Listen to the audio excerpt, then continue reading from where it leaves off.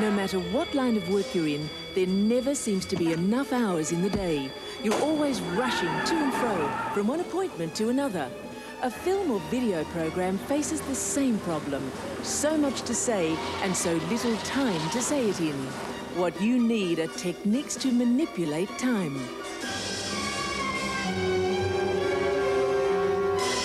Your film or video might be cruising along, and then you hit a snag.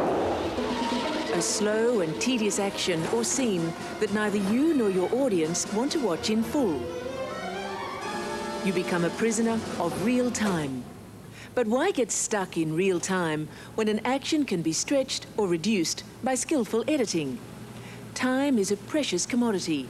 After all, the story may cover years, but the film may only last minutes. You should always be asking yourself, what's important to the story? And every step in changing a flat tire is certainly not important in our little drama. Even if we wanted to teach tire-changing techniques, it would not be necessary to show the action in full. To hold the audience's attention and save our screen time for important things, we must condense real time.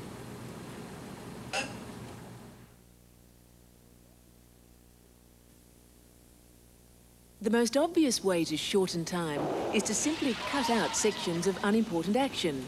But then we are faced with a series of visually disturbing jump cuts where our character seems to jump around the screen. This basic form of editing is sometimes used for effect, but it draws attention to itself.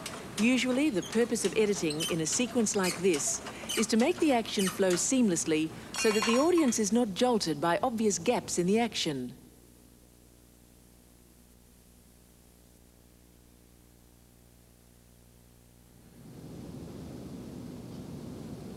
If the scene is filmed in one shot, it can hold the audience's attention a little longer by moving the camera during the action.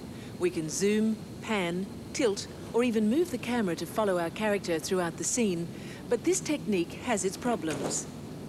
Zooms and camera movement can become repetitive.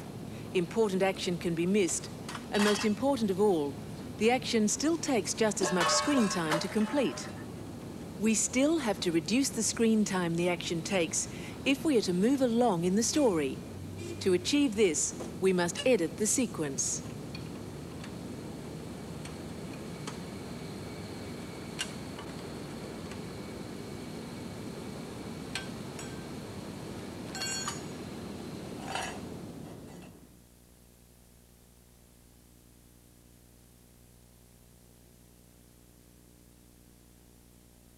In this sequence, we have moved the camera and we have cut out unnecessary parts of the action. The sequence is shorter and more interesting, but it is still jerky and awkward. Again, we are faced with jumps in the action, and now by cutting between camera moves and similar-sized shots, we can also end up with jarring jumps in camera framing and movement. To make a program that can be edited, the appropriate shots must exist in the first place. There are a number of devices that will enable even large amounts of screen time to be reduced when editing.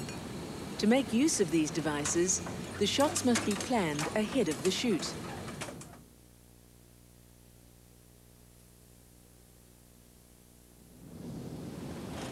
One of the most useful devices for manipulating screen time is the exit and entrance. If our character moves out of frame, then the audience will quite readily accept it if he appears at some other place and time in the next shot.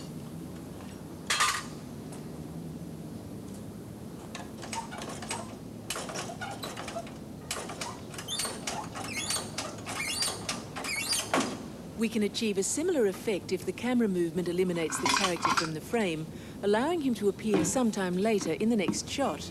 Again, this requires planning in the original shooting, but these shots are invaluable when it comes to editing.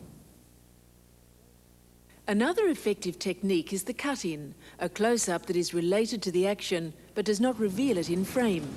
Here we've used a tight shot of our character as a cut-in. Because we were unable to see the action, there is no jolt when we discover that it is now related to this shot. The cut-in has formed a bridge between the two shots, enabling us to reduce time.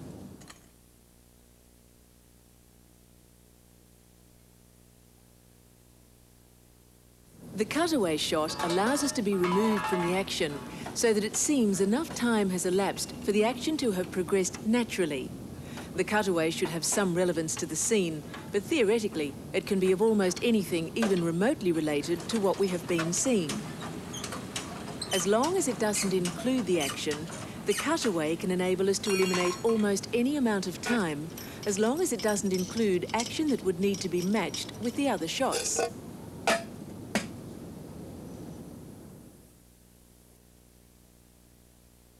Visual effects, such as fades and dissolves, are often used as time transitions. Fades, as those used between sequences in this program, normally indicate a change in time and place.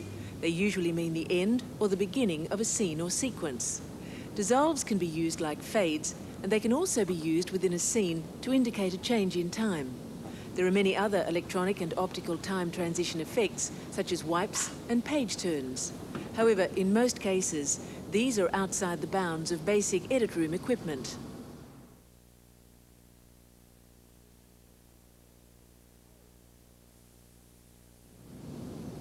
Parallel action, that is, cutting between different sequences or locations, can be used in a number of ways.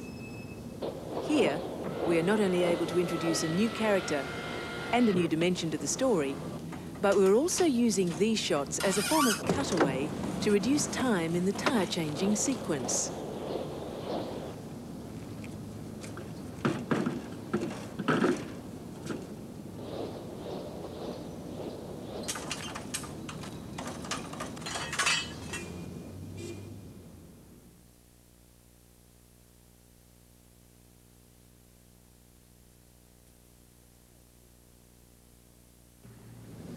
Just so that we're reminded of how long and uninteresting the tire-changing sequence would be if screened in real time, we're watching just 50 seconds of the original shot.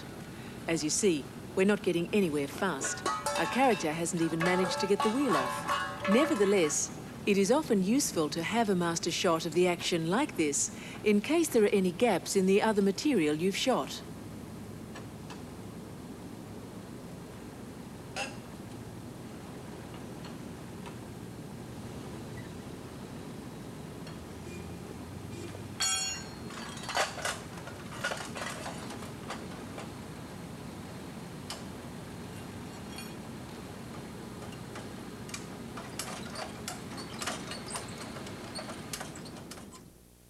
In this sequence, we've used all the time-reducing devices with the exception of the jump cut.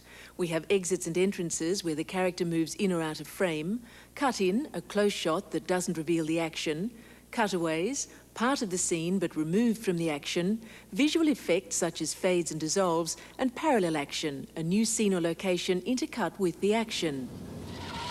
In this 50 seconds of edited time, our character will have discovered the flat tire, changed the wheel and driven away. We will also have introduced a new aspect to the story through our parallel action sequence.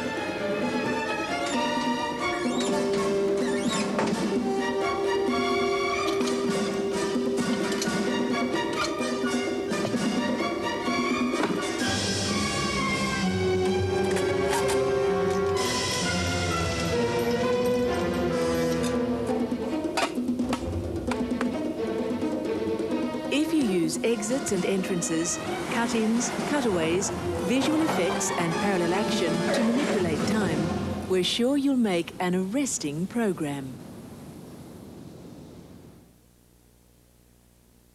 Now it's your turn to edit the sequence using the techniques we've shown you. Use the following shots to construct your own sequence and to manipulate time.